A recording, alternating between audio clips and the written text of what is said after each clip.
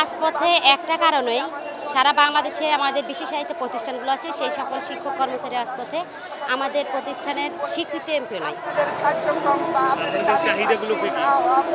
আমরা 5 দফা দাবিতে রাস্তায় নেমেছি।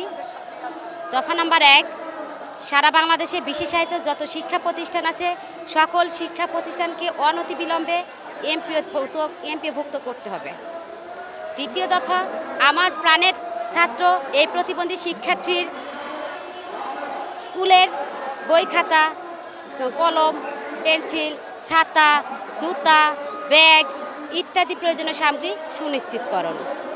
তৃতীয় দফা দাবি, আমার এই প্রাণের শিক্ষার্থী সহ বাংলাদেশে যত প্রতিবন্ধী ব্যক্তি আছেন তাদের ভাতা ন্যূনতম 3000 টাকা সুনিশ্চিতকরণ।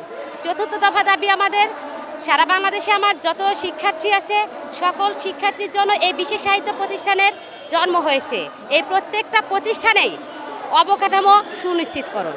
পঞ্চম দফা দাবি, প্রত্যেকটা প্রতিষ্ঠানের সাথে কারিকুলাম, ভোকেশনাল কারিকুলাম এবং পুনর্বাসন সেন্টার সুনিশ্চিতকরণ। এই 5 দফা দাবি নিয়ে আমরা রাস্তায় নেমেছি। সবার কথার ঊর্ধ্বে হচ্ছে যে আমাদের শিক্ষকদের স্বীকৃতি এমপিও নাই, তাদের স্বীকৃতি এমপিও চাই।